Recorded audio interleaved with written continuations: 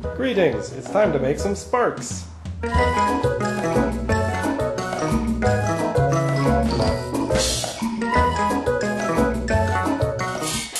And here I go at the beginning, trying to get a little bit of practice. To recommend trying to do this before you start any welding project, just do a little bit of practice with whatever thickness metal you're using. I've never done plug welds before, so I thought I'd give it a shot at first. As you can see, it doesn't go too well. Middle three with the same recommended settings, tried turning it down, still blew through, and then went a little faster on that one. Ideally I would have a lot more practice, but I got a lot of things to weld, so I'm sure by the end of the Jeep I'll have plenty of practice. First part, got weld through primer on this, not on that. Some of the parts have weld through primer, so I'm testing that out, but I only had one can, so yeah, some of them are bare. You'll be able to see pretty soon why I don't want to keep using this stuff. A friend of mine is a welder, and he suggested not ever using weld through primer, and that seems to be the consensus of a lot of people I'm seeing online. Also, I don't know what I'm doing, so, you know, don't always trust what I say here. I should probably mention it, although you probably know already, I am not a master welder, or a mediocre welder. I am new, entirely new to welding. Of course, if you have any tips, that would be nice, you know. Leave them in the comments. Help me, please. So far, it seems like weld through primer makes it a lot harder. A lot harder. By this point, I started getting wise to the weld through primer thing, and I ground a bunch of it off. However, you'll notice I do not have very good clamps. I am suffering inadequate clampage. Despite owning like 500,000 clamps, I don't have the right ones for this. I just had a brainwave. Might not be a great idea, but these are the holes that I drilled, and they're not great. Do the traditional plug welds, and these plug welds, this one, this one, this one, this one, I think look much better. On the other side, you can see the stupid gap that I let form due to my inadequate clamping. But again, nasty looking weld, decent, decent. I didn't drill any holes for those, and I still got decent penetration. Maybe I'm going to try not drilling the holes, eh? Attempt 2, with clamps. Not only does the clamps make this way better, but I was a lot more careful with the preparation and try not to have too much stick out. Stick out is like how far away you keep the welding gun from the thing, so the wire sticking out is longer or less long. So basically, stick out was bad, preparation was bad, clamping was bad. I was really, really bad. You can see on the opposite end, really all of them got penetration. Giggity. Not bad. That one's not penetrated too much. That was this first kind of light one. I buzzed a little longer on the other two. Alright, here we are. I marked off some more. Notice this one doesn't have any holes drilled in it. I'm just going to try the burn through method, see how it works. When I first started trying this, I wasn't holding the trigger for very long, so I didn't get very good penetration, but I do get better later on in the video, I promise. There, I don't think those look too bad. You know, in general. That one seems a bit more proud than the other ones. I don't know why. The rest of them are fairly flat. Okay, so there we go. That one's a little sticky outy. Underneath seems to be getting penetration. Right? And that looks pretty good.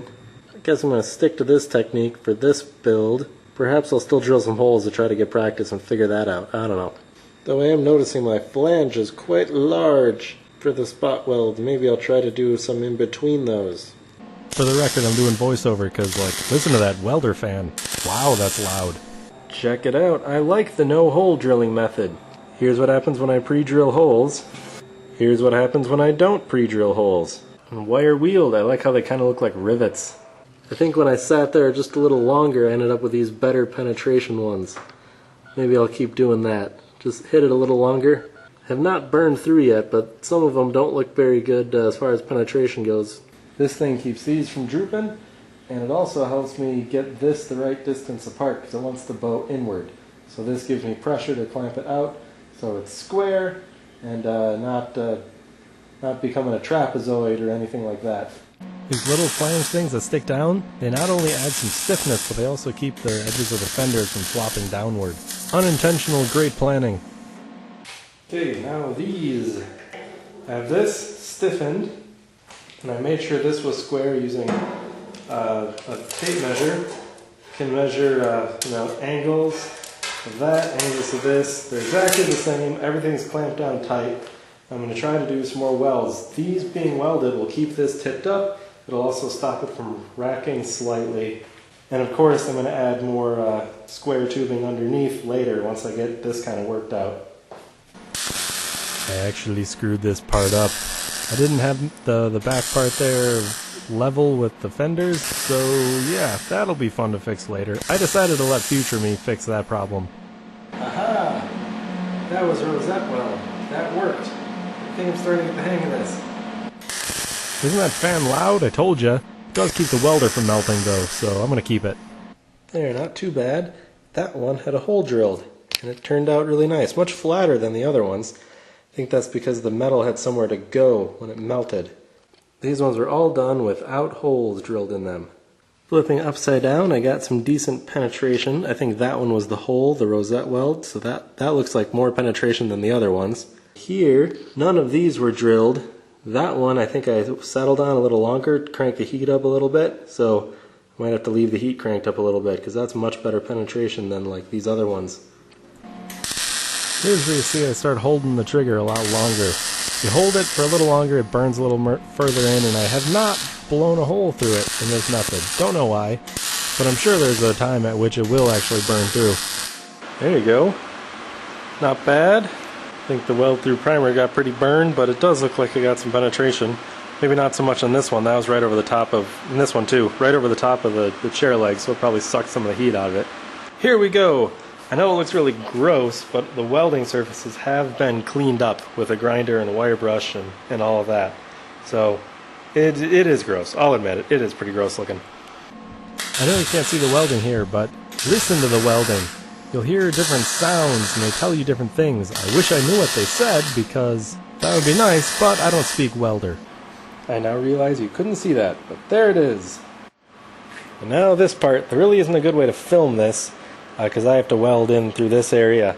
I haven't connected this fold, remember I cut this, but I want to weld this into position first and then bend this over trim and do a butt weld. A butt weld, people. Haven't done that yet. Itching to try. Yes, I said butt and itching in the same phrase. Get over it. This is the first place where these welds will actually be visible when the thing is all complete, so I have to grind them flat. I've heard it said this makes me a grinder and not a welder, but I've already said multiple times I'm not a welder, so I'm fine with it. Fixing a spot weld that broke when I was hammering. And for these welds, I'm just doing a tiny, tiny spot, and then letting it cool, and a tiny spot, and letting it cool, tiny spot, letting it cool, over and over and over and over and over. If I do any more, I burn through. And you can also add too much heat to the panel and make it warp, and since this stuff was made by me, it's already warpy enough. It doesn't need to warp anymore. Just a light tappy tap tap with that grinder there. You don't want to grind all the way through the thin metal. You don't want to add too much heat to make it warp. And I really didn't want to grind through the weld because I didn't know how deep my crappy welds went. And there you go. That corner welded. Nice. Can't even see where the line was where I welded it together. And I didn't blow any holes through it. I hear that's ideal. Now I got to repeat on the other side. And here you can see me learning with my tiny mind. I'm holding the trigger much, much longer. Getting very, very, very deep welds here. I still did not burn through, which is nice. I also marked it, so I had fairly even spacing, and I'm clamping on either side of the weld. So I'm doing a much, much better job at clamping. Turns out all those people who say preparation is key, yeah, they're right. Probably should have listened to them the first time, but I'm a slow learner. Believe it or not, this is how I bent that over. I just clamped the crap out of it multiple times and it bent it. Because it didn't fit before. So yeah, clamping is just as good as hammering dollies, I think, I've decided. And proof that you can hold the welder for a long time and not burn through. Look at that. Wow, and it stays red for so long. That shows you just how much heat is in there. Super hot. I used the cutting disc for a little bit of trimming. I also used the tin snip. They both work, both are fine, but this way makes more sparks and fire and danger, and that makes it better, I guess?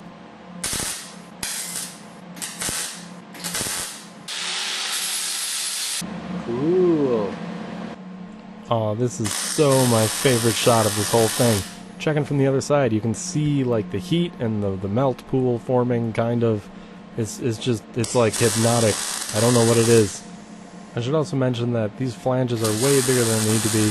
I'm doing way more welding than I need to. This is not structural, this part that I'm doing.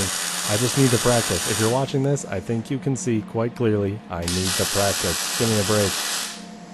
I did a whole nother row of them too. You see that? That's how much fun I was having. This is probably the hardest part of this whole deal. So what I'm doing is putting a row of these little tacks because there's a lap weld here and there's not really supposed to be a visible joint. So I'm trying to fill it all in with weld, kind of like a butt joint on a car if you're putting in a panel.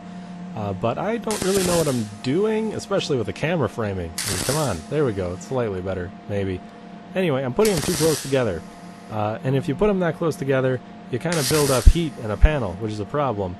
And that problem becomes manifest very, very soon. But the idea here, basically, is you fill it in with metal and then grind the whole thing like smooth to hide the joint. This joint here that shouldn't exist, but genius over here decided to make it in multiple parts. Oh, there you see. See the problem? There's too much heat and it's burned through. There's a hole. I'm staring at that drill on the floor right there through this thing I was supposed to be fixing. So, you know, I just kept going, decided to deal with that later. But it ended up not being too difficult to fix, surprisingly enough. Here I am fixing it. I'm just putting in a tiny tack and then letting it cool. And then a tiny tack, and I'm just trying to fill up the hole with weld. Oh, check it out. Check it out, poor man's brush. I just grabbed the wire brush that I already had for my drill, holding it in my hands. Yep. Filling that hole just a little bit, letting it cool, filling it some more, and it worked! Bingo!